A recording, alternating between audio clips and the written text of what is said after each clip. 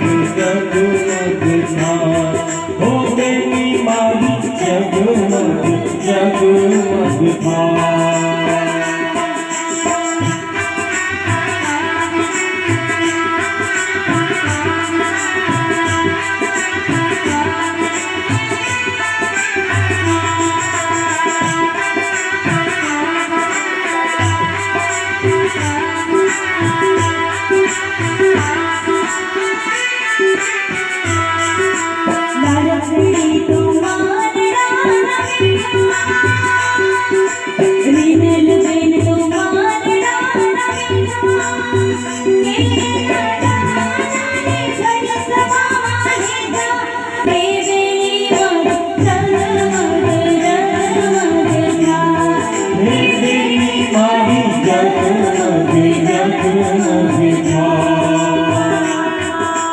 ઊંચા ઊંચા બંગલા બનાવો, ઊંચા ઊંચા બંગલા બનાવો, એ દાદા કાચની દાદી મેં પાનો, ઓ દેવી મારી દેવીની મારી જગમગ